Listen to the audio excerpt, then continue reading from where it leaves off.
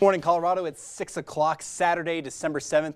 I'm Kolby Crossley filling in for Danny Freed. Thanks for joining us this morning. Here's a live look at Ordway this morning. Pueblo will be one of 6 cities across the country getting federal dollars through a grant to study emerging drug threats. The grant was announced this week to help develop data sharing partnerships with the health department and other agencies. And here in Colorado, the presidential primary is coming up this Tuesday. According to the Secretary of State's office, more than 900,000 ballots have been returned in the state of Colorado as of Friday. And good evening, and thanks for choosing KRDO News Channel 13 at 5. I'm Colleen Sikora. And I'm Kolby Crossley. Chase has the night off. But before we get started, happy Easter and Passover. And just take a look at the spread of cookies here. We got the Girl Scouts here in the newsroom this morning, and they got all the cookies. They even got some new cookies. Josh Bryn will try not to eat them all without you. Right? Yeah, it didn't take long yesterday after that snowstorm. It seemed to have disappeared fairly quick. Yeah, I had 5 inches at my house, and it's almost completely gone right now. Got more playoff hockey for the next week or two. It's exciting stuff. Great stuff.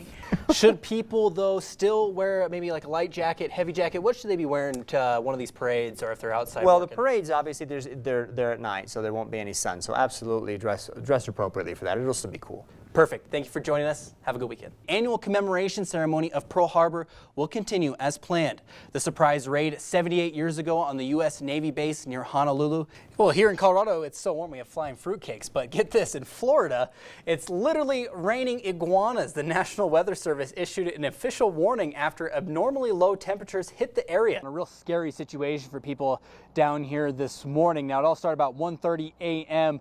when police responded to the first stabbing call. Welcome back. Today, there were Easter egg hunts all across southern Colorado, but none quite like this one.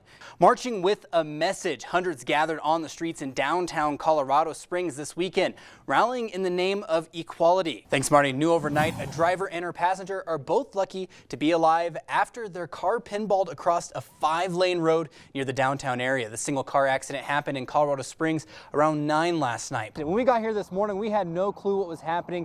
Now we're starting to piece it together, and the more we do, the more tragic the story becomes. As you mentioned, 2 teens involved in this, and they're investigating it as a murder-suicide.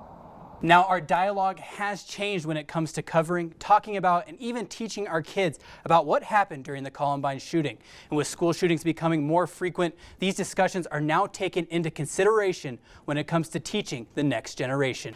Back in Paris, it was also a somber Easter Sunday. Nearly 1 week since the devastating fire, services went on as scheduled. And we're tracking this health alert as a 3rd confirmed case of coronavirus is being treated here in the U.S. That patient is in Southern California, and we know Colorado doctors have a patient here under observation in Lakewood. Our Kolby Crossley's out there right now where that fire's happening. Kolby, where exactly are you and what's going on? Yeah, we're in the 10,000 block of Flying F Road out here in Fountain. If you take a look behind me, we kind of got a closer look of the house that is on fire. Not a lot of snow, but a lot of sunshine, a lot of warm temperatures. Is this normal for January, or is this a little odd? And a lot happening today. You mentioned a lot of state football games. We have a couple light parades tonight. Yep. Some fireworks shows. Yep. And the weather looks like it's really going to hold up for all of it. You're watching KRDO News Channel 13, where the news comes first. Your news starts right now.